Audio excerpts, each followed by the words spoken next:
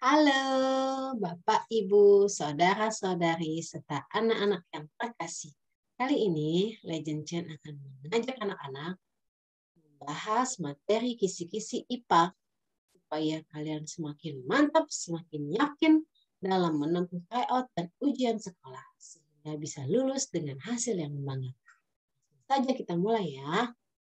Ya, di sini bisa kalian lihat slide yang sudah Legend Chen buat mengenai pembahasan kisi-kisi bagian yang ketiga. Pada video kali ini, kita akan membahas mengenai benda dan sifatnya. Di nomor yang pertama, kita akan membahas mengenai sifat-sifat bunyi. Kalian bisa lihat pada slide di mana terdapat kompetensi menerapkan sifat-sifat bunyi dan keterkaitannya dengan indera pendengaran. Materi yang akan dibahas adalah sifat-sifat bunyi dan keterkaitannya dengan indera pendengaran. Level kognitif level 2. Indikator yang diinginkan adalah peserta didik dapat menunjukkan contoh penerapan sifat-sifat bunyi dalam kehidupan sehari-hari. Mari kita lihat soal yang pertama. Di bawah ini merupakan contoh penerapan sifat-sifat bunyi dalam kehidupan sehari-hari. Kecuali, ya sekali lagi Legend Chen ingatkan, kalau anak-anak menemui kata kecuali, bukan, dan tidak, maka yang diharapkan adalah jawaban yang kebalikan dari permintaan soal. Ada pilihannya di situ, A, B, C, D. Bisa kalian baca sendiri ya. Nah, sebelum kita mengetahui apa jawabannya, Legend Chen akan membahas apa itu sifat-sifat bunyi. Yang pertama, gelombang bunyi memerlukan medium dalam perambatannya. Karena gelombang bunyi merupakan gelombang mekanik, maka dalam perambatannya, bunyi memerlukan medium. Hal ini dapat dibuktikan saat dua orang astronot berada jauh dari bumi dan keadaan dalam pesawat dibuat hampa udara. Astronot tersebut tidak dapat bercakap-cakap langsung, tetapi menggunakan alat komunikasi seperti telepon. Meskipun dua orang astronot tersebut berada dalam satu pesawat. Yang kedua, gelombang bunyi mengalami pemantulan atau refleksi. Salah satu sifat bunyi adalah dapat dipantulkan. Salah satu sifat gelombang bunyi adalah dapat dipantulkan. Sehingga gelombang bunyi juga dapat mengalami hal ini. Hukum pemantulan gelombang bunyi adalah sudut yang datang sama dengan sudut pantul. Hal ini dapat dibuktikan bahwa pemantulan bunyi dalam ruang tertutup dapat menimbulkan gaung. Gaungnya itu sebagian bunyi pantul bersamaan dengan bunyi asli, sehingga bunyi asli terdengar tidak jelas. Untuk menghindari terjadinya gaung, maka di dalam bioskop, studio radio, dan televisi, serta gedung konser, dindingnya dilapisi zat peredam suara, yang biasanya terbuat dari kain wol, kapas, gelas, karet, atau besi. Kemudian yang ketiga, gelombang bunyi mengalami pembiasan atau refraksi. Salah satu sifat gelombang adalah mengalami pembiasan. Peristiwa pembiasan dalam kehidupan sehari-hari, misalnya pada malam hari, bunyi petir terdengar lebih keras daripada siang hari. Hal ini disebabkan karena pada siang hari, udara lapisan atas lebih dingin daripada lapisan bawah. Karena cepat terambat bunyi pada suhu dingin lebih kecil daripada suhu panas, maka kecepatan bunyi di lapisan udara atas lebih kecil daripada di lapisan bawah, yang berakibat medium lapisan atas lebih rapat daripada medium lapisan bawah. Jadi pada siang hari, bunyi petir merambat dari lapisan udara atas ke lapisan udara bawah. Yang keempat, gelombang bunyi mengalami pelenturan atau difraksi. Gelombang bunyi sangat mudah mengalami difraksi karena gelombang bunyi di udara memiliki panjang gelombang dalam rentang sentimeter atau beberapa meter. Seperti yang kita ketahui bahwa gelombang yang lebih panjang akan lebih mudah didifraksikan. Peristiwa difraksi terjadi misalnya saat kita mendengar suara mesin di tikungan jalan, walaupun kita belum melihat mesin itu apakah berasal dari mobil atau motor.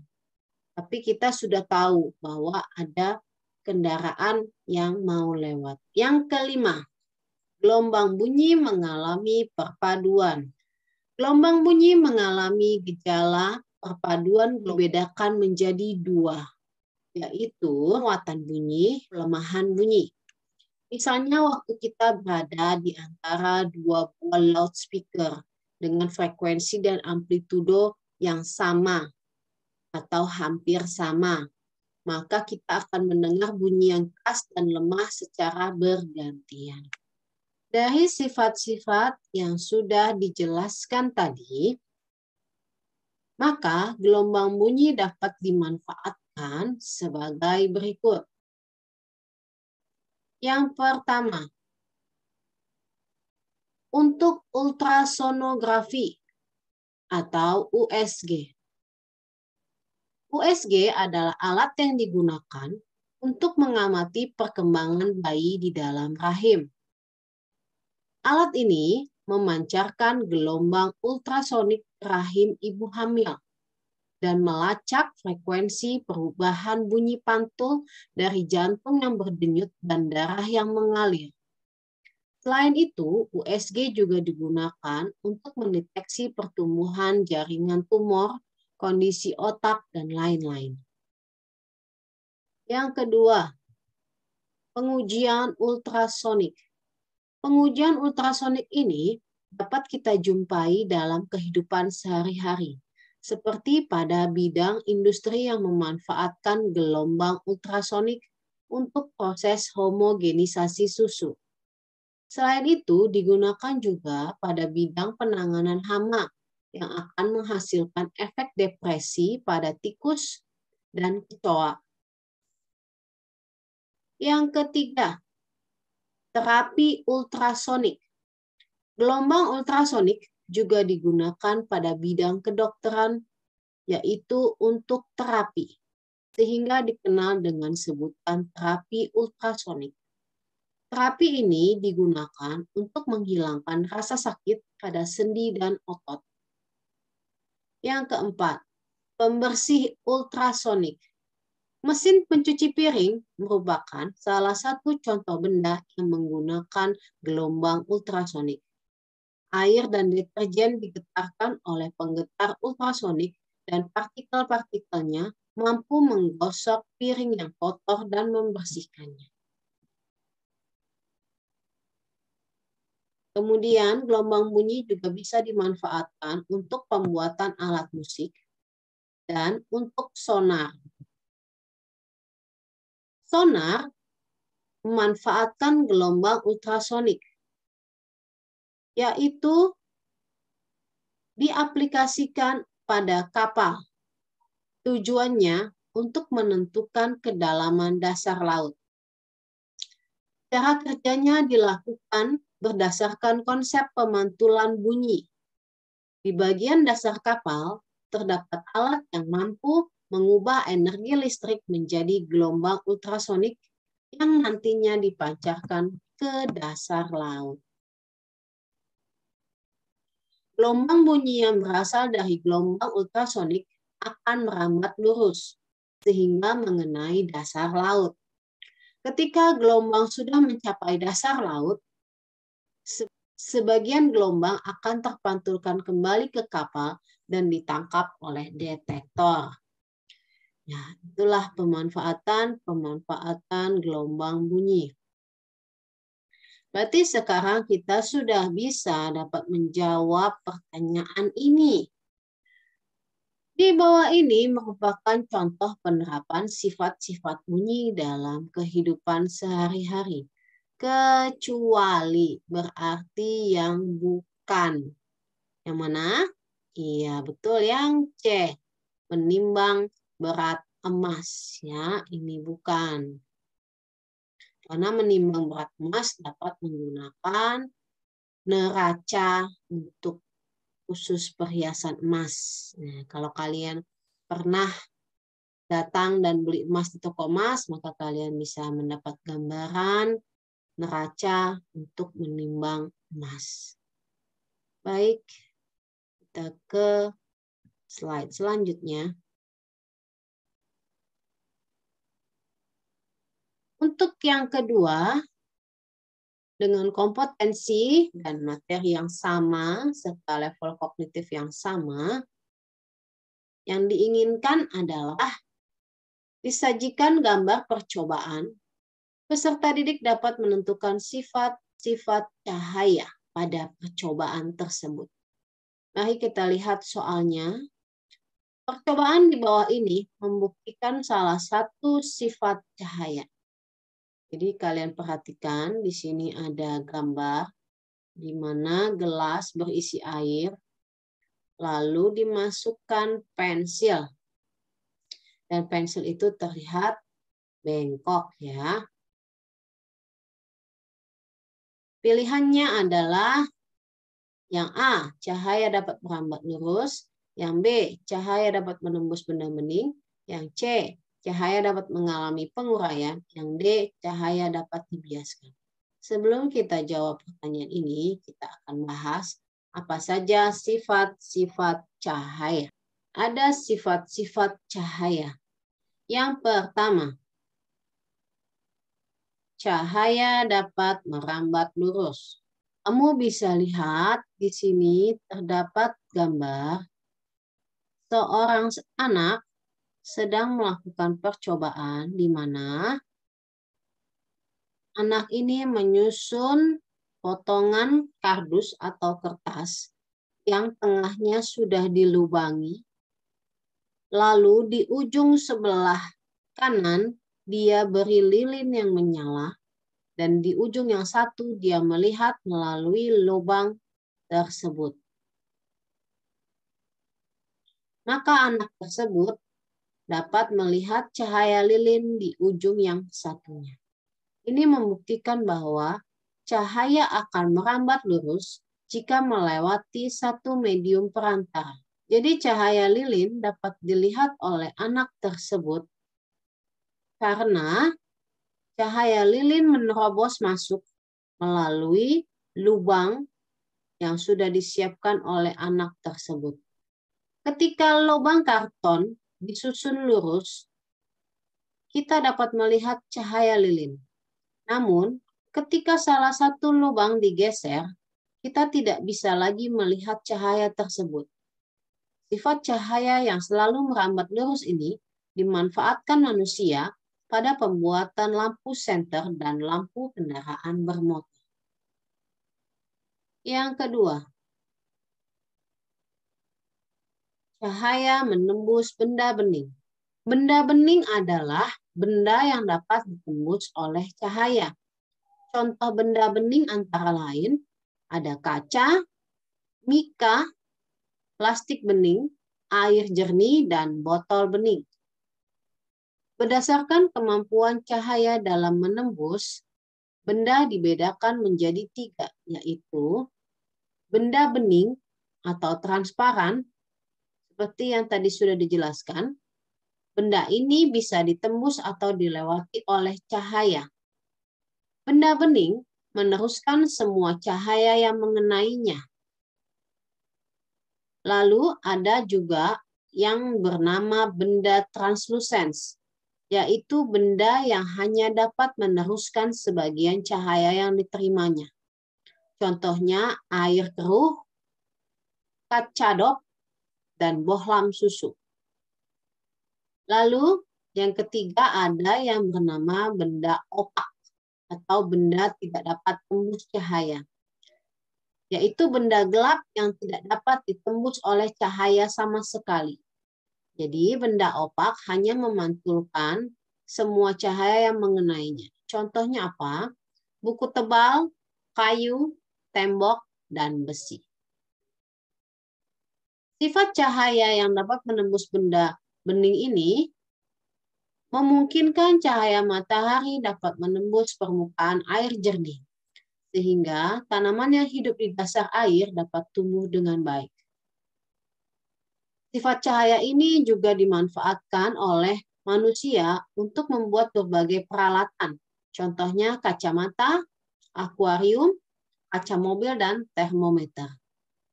Dalam hal ini, seorang anak melakukan percobaan dengan menyiapkan gelas yang transparan, lalu disoroti dengan lampu senter. Ternyata cahaya tersebut bisa melalui gelas dan mengenai kertas yang sudah disiapkan. Yang ketiga, cahaya dapat dipantulkan. Pemantulan, atau bisa disebut juga dengan refleksi, adalah proses terpancarnya kembali cahaya dari permukaan benda yang terkena cahaya. Pemantulan dapat dibedakan menjadi dua, yaitu pemantulan teratur dan pemantulan baur atau difus. Pemantulan teratur adalah pemantulan yang bekas cahaya pantulnya sejajar. Pemantulan teratur ini terjadi apabila cahaya mengenai benda yang permukaannya rata dan mengkilap atau licin. Salah satu benda yang dapat memantulkan cahaya adalah cermin. Cermin merupakan benda yang dapat memantulkan cahaya paling sempurna. Hal ini disebabkan cermin memiliki permukaan yang halus dan mengkilap.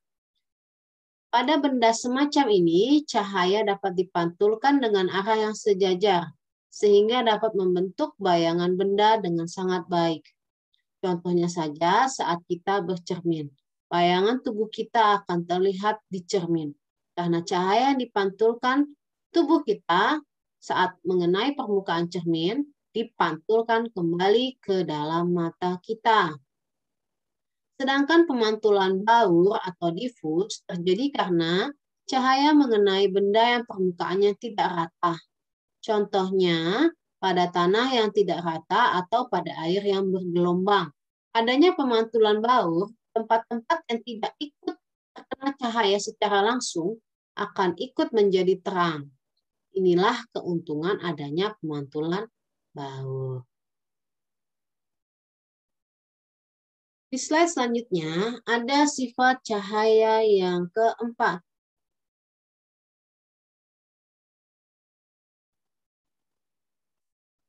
Sifat cahaya yang keempat adalah cahaya dapat diuraikan. Istilah lain dari penguraian cahaya adalah dispersi cahaya.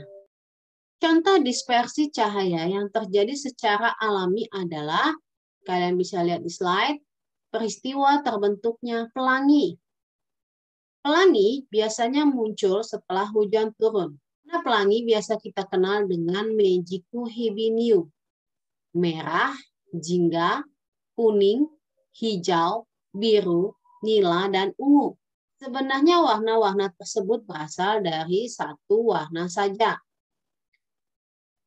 yaitu warna putih dari cahaya matahari.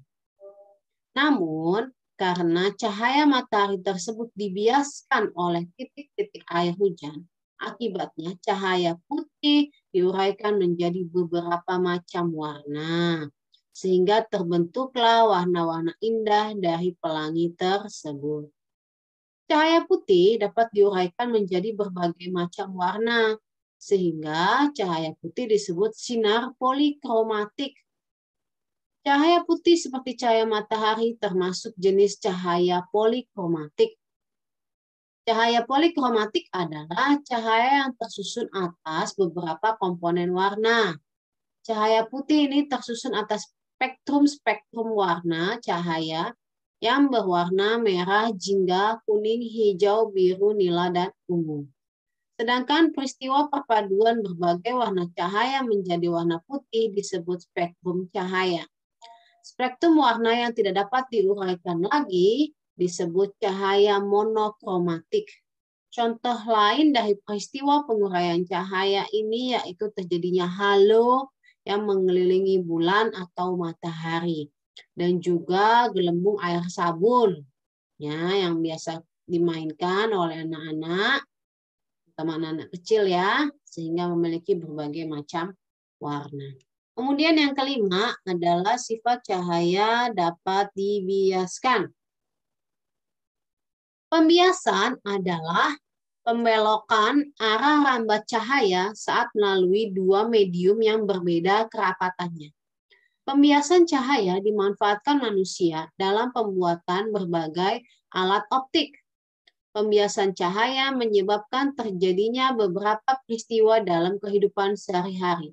Contoh pembiasan cahaya dalam kehidupan sehari-hari adalah dasar kolam renang yang kelihatan lebih dangkal dari sebenarnya.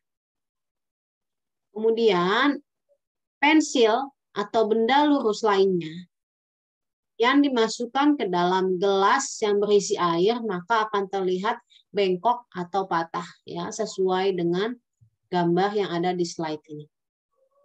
Kemudian juga peristiwa fata morgana yang terjadi karena berkas cahaya yang berjalan dari udara dingin ke udara panas terbiaskan ke arah horizontal, sehingga suatu benda tampak muncul di atas posisi yang sebenarnya. Ini terjadi umumnya di padang gurun ya.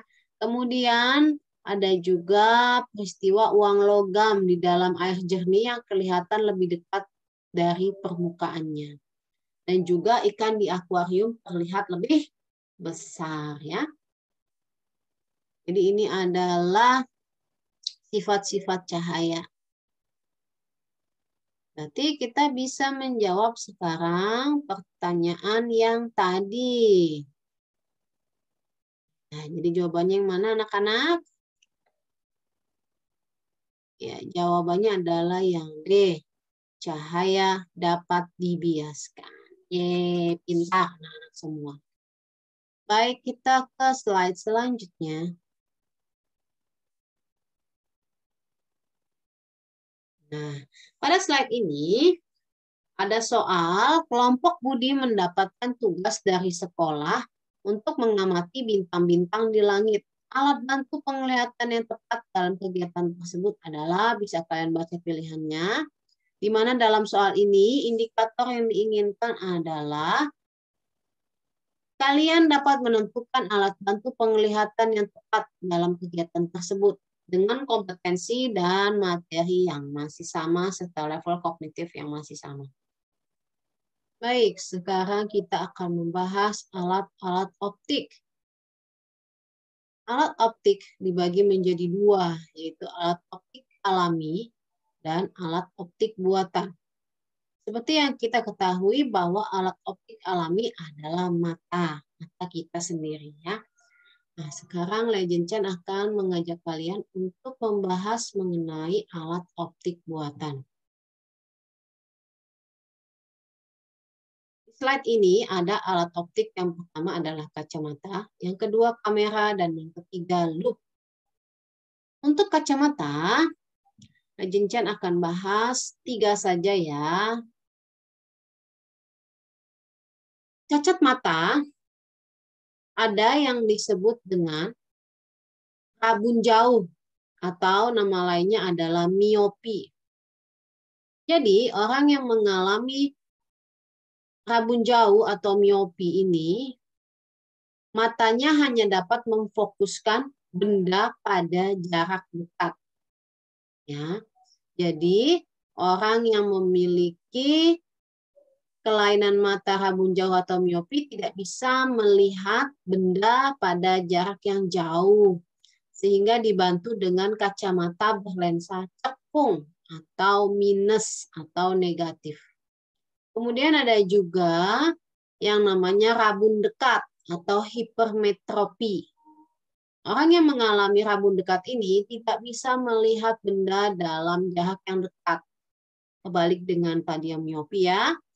Sehingga dapat dibantu dengan kacamata berlensa cembung atau positif atau plus. Nah, untuk yang ketiga ada yang namanya mata tua atau presbiopi. Ini dialami oleh orang-orang yang sudah tua pada umumnya ya. Jadi pada mata presbiopi ini titik dekatnya lebih jauh daripada titik dekat mata normal.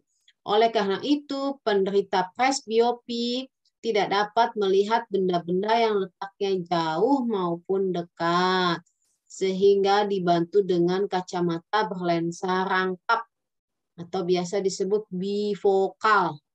Nah, kacamata ini terdiri atas dua lensa, lensa cekung dan lensa cembung. Lensa cekung fungsinya untuk melihat benda yang jauh, dan lensa cembung untuk melihat benda-benda yang dekat. Nah, kamera seperti kalian tahu ya, untuk memfoto benda-benda atau objek-objek bisa apapun ya. Kemudian yang ketiga, loop atau nama lainnya adalah kaca pembesar. Baik, kita ke slide selanjutnya. Ada mikroskop, teleskop, dan periskop. Siapa yang pernah melihat mikroskop? Ya, mikroskop umumnya ada di laboratorium. Fungsinya untuk melihat benda-benda dengan ukuran yang lebih kecil dari mata. Contohnya bagian-bagian tumbuhan atau misalnya bagian-bagian hewan ya. Jadi diperbesar oleh mikroskop tersebut. Kemudian teleskop. Kalau teleskop untuk melihat benda-benda di langit. Ya, contohnya bulan, bintang, atau mungkin planet-planet yang tidak bisa kita lihat langsung dengan mata. Lalu yang ketiga adalah periskop. Periskop ini ada di kapal selam untuk membantu melihat permukaan atas laut ketika kapal selam itu menyelam. Kita bisa menjawab ya pertanyaan ini ya. Jadi jawabannya tentu saja adalah teleskop karena mengamati bintang-bintang di langit. Nah, sekarang kita akan membahas dengan kompetensi yang berbeda, di mana kompetensi yang diinginkan adalah menerapkan konsep perpindahan dan pengaruh kalor dalam kehidupan kita sehari-hari. Materinya adalah perpindahan dan pengaruh kalor dalam kehidupan sehari-hari. Level kognitifnya yaitu level kedua. Indikator yang diinginkan adalah peserta didik mampu menunjukkan penerapan kegiatan yang memanfaatkan perpindahan kalor secara konduksi, konveksi, dan radiasi. Baik, kita lihat bersama soalnya di bawah ini.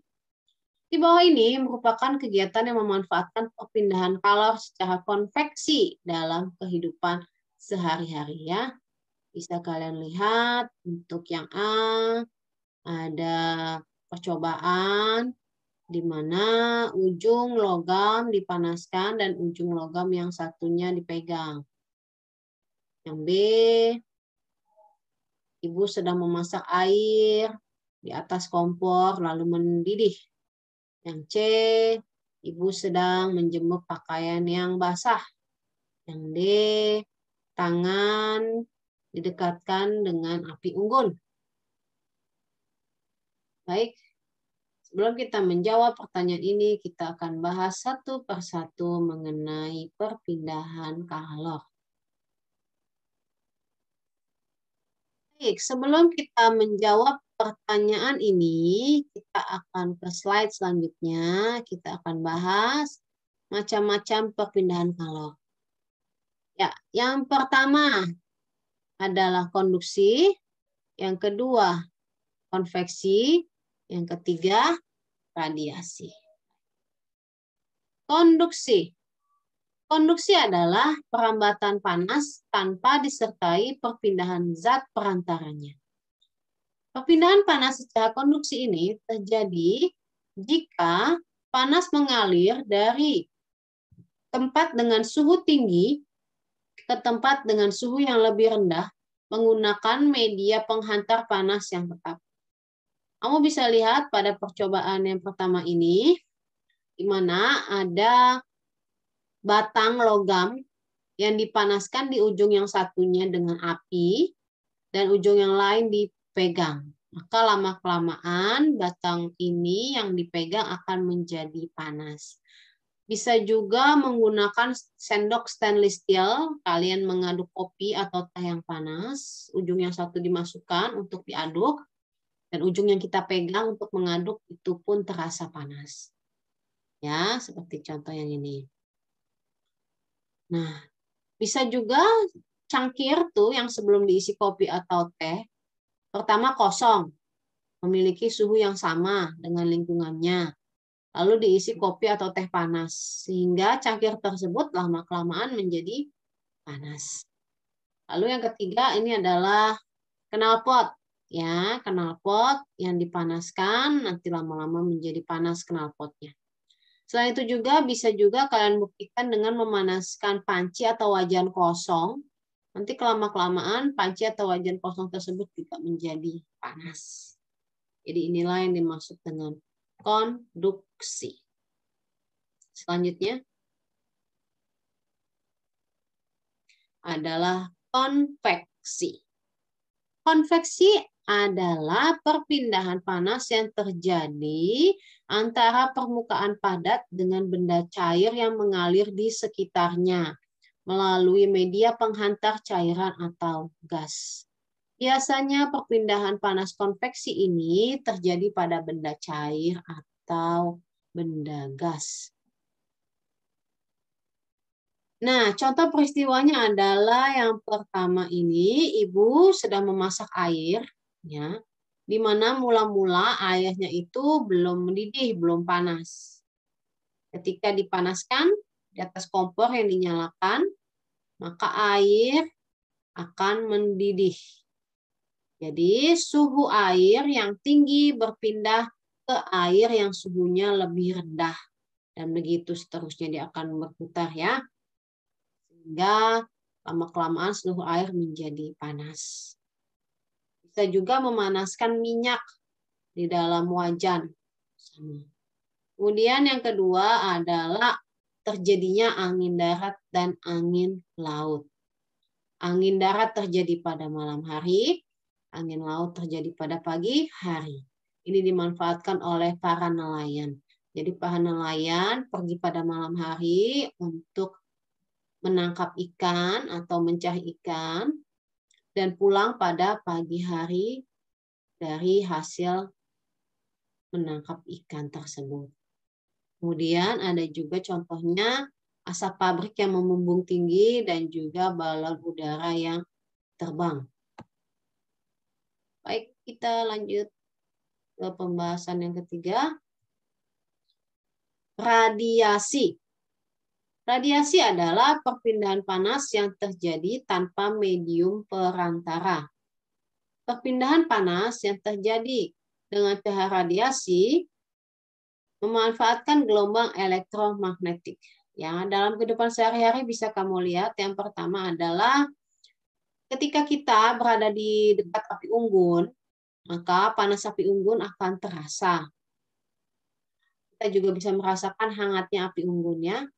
Lalu yang kedua, saat ibu menjemur pakaian yang basah, nanti ketika beberapa saat, maka pakaian tersebut menjadi kering. Dan juga panas matahari yang sampai ke bumi dapat langsung kita rasakan dan kita manfaatkan. Kemudian proses menetaskan telur dengan menggunakan lampu. Itulah macam-macam perpindahan kalor. Baik, berarti ini bisa kita langsung menjawab ya secara konveksi. Jadi jawabannya adalah yang B. Benar ya. Kalau yang A, ini adalah perpindahan panas dengan cara konduksi. Yang C dan D adalah perpindahan panas dengan cara radiasi. Gitu anak-anak ya. Kita lanjutkan.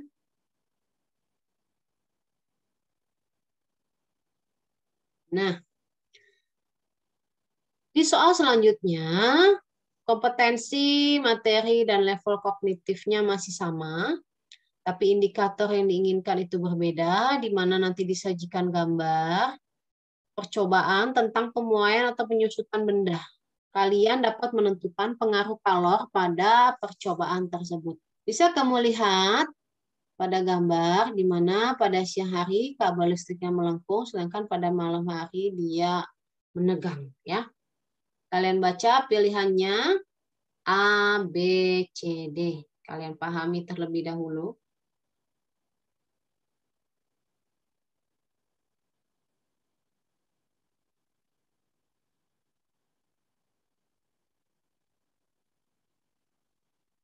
Sebelum kita menjawab soal ini, kita ke slide selanjutnya.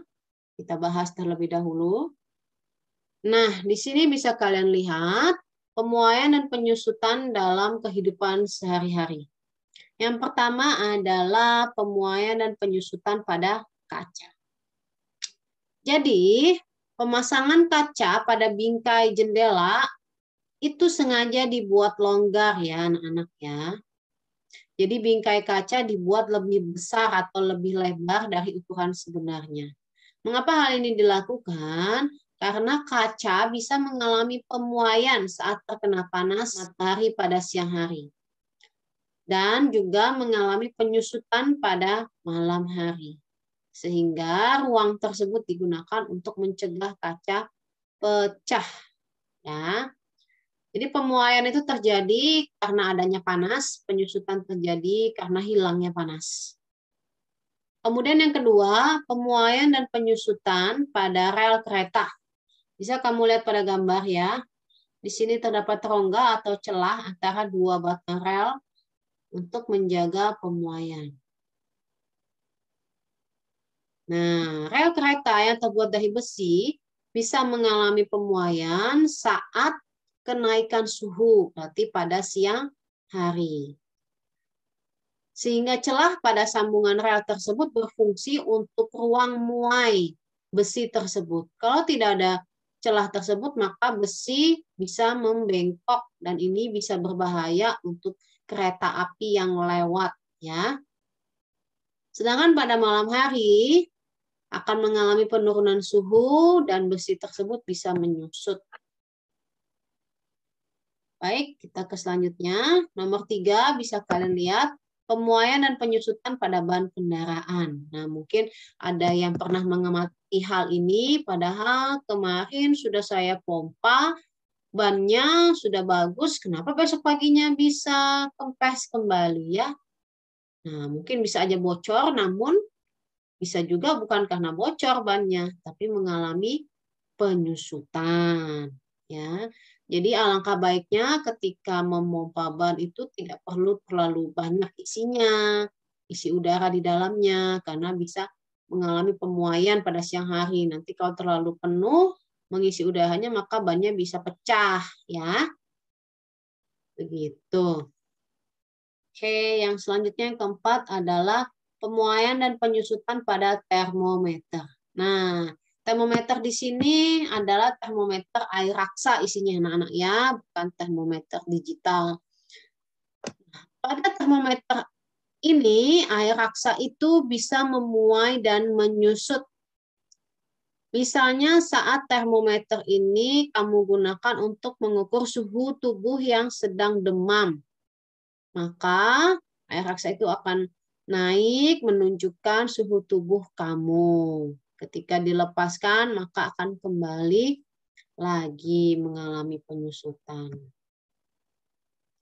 Kemudian, yang kelima, pemuaian dan penyusutan pada kabel listrik ya.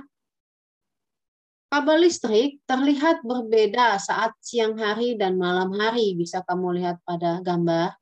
Kabel listrik di siang hari terlihat mengendur, sedangkan di malam hari kabel listrik terlihat lurus. Pemasangan kabel listrik yang dibuat mengendur ini sengaja. Tujuannya supaya saat malam hari, saat udara dingin, kabel tidak terlalu tegang atau kalau tidak dipasang kendur ini kabelnya bisa putus ya saat mengalami penyusutan. Pemuaian dan penyusutan tutup botol. Nah, tutup botol di sini terbuat dari logam. Ya, karena terbuat dari logam, maka bisa mengalami pemuaian dan penyusutan. Jadi ketika kamu misalkan menutup tutup botol dari logam dengan sangat rapat, lalu sulit untuk dibuka, maka kamu masukkan saja ke dalam air panas. Maka diameter tutup botol tersebut akan bertambah sehingga mudah untuk dilepaskan. Namun perlu berhati-hati ya, bukannya menggunakan kain. Baik. Berarti kita bisa jawab ya pertanyaan ini anak-anak ya. Coba mana jawaban yang benar? Kita lihat. Yang A, pada siang hari kabel tegang karena terjadi penurunan suhu. Salah ya, karena siang hari kan panas. Nah, panas biasanya suhunya naik. Berarti ini salah. Yang B, pada siang hari kabel tegang karena terjadi kenaikan suhu. Nah, di sini tegang. Kabel tegang itu hanya terjadi pada malam hari, bisa kamu lihat pada gambar.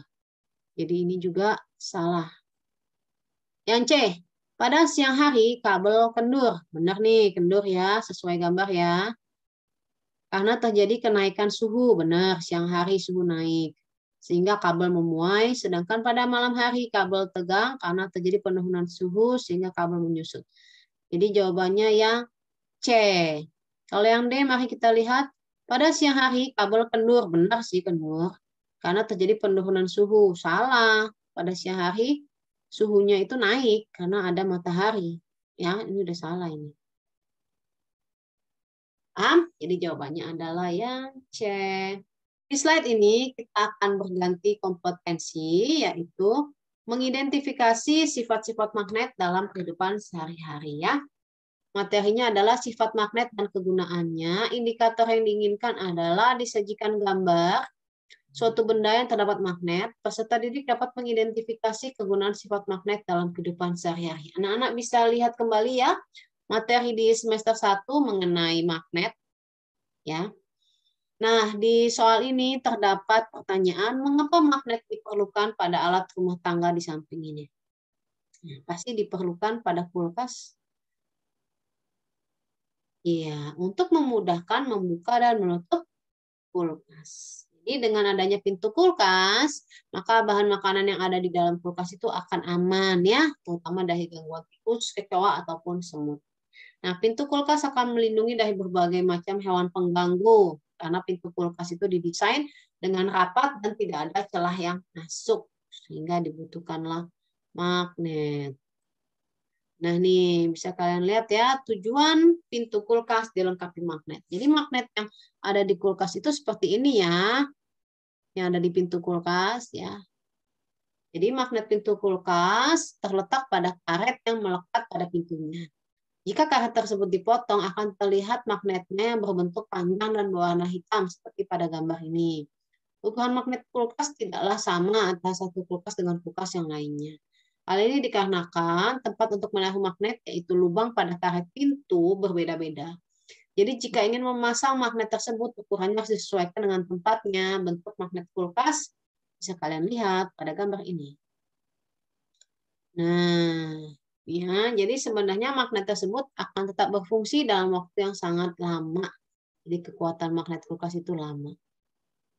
Kenapa daya kemagnetannya bisa berkurang? Salah satunya adalah peristiwa korosi ya.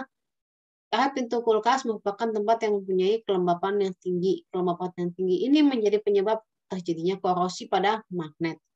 Sebenarnya jika kondisi karet masih bagus, maka magnet akan terlindungi dari kelembapan tersebut. Tetapi seiring waktu, kondisi karet pintu kulkas akan rapuh dan terjadi kebocoran atau sobek. Jadi pintu kulkas yang tidak bisa tertutup dengan rapat bisa disebabkan oleh daya magnet yang sudah mulai berkurang. Karet pintu sudah mengeras atau engsel pintu juga longgar sehingga tidak tepat lagi. Oleh karena itu, jika ingin mengganti magnet kulkas, sebaiknya karet juga diganti.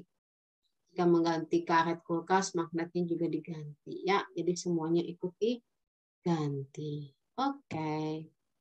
Kita Kita lanjutkan pertanyaan selanjutnya adalah ada kompetensinya sama ya dengan yang tadi. Level kognitifnya juga berbeda ternyata. Materinya sama. Indikator yang diinginkan adalah disajikan beberapa gambar benda, peserta didik dapat menentukan benda yang dapat atau tidak dapat ditarik oleh magnet. Nih, ada gambar di sini, gambar-gambar benda dari nomor 1 sampai dengan nomor 12. Soalnya adalah benda-benda yang di samping ini, manakah yang termasuk benda magnetis? Ya, tuh jawabannya adalah nomor 2. Nomor 2 tahu ya? Peniti, betul. Kemudian nomor 4, paku. Nomor 5, paperclip. Dan nomor 7 itu ujung guntingnya ya, yang terbuat dari logam. Jadi jawabannya 2, 4, 5, 7.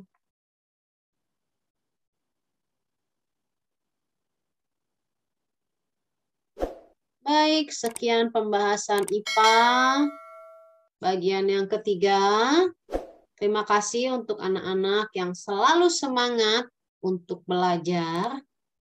Silakan kalian bisa dukung terus channel ini sehingga semakin berkembang, semakin diketahui oleh banyak orang dengan cara klik like, subscribe, komen, dan share sebanyak-banyaknya supaya teman-teman kamu, semua orang tahu ilmu yang didapatkan seperti kamu. Sampai ketemu di video pembelajaran atau video pembahasan kisi-kisi selanjutnya. Salam Legend Chan.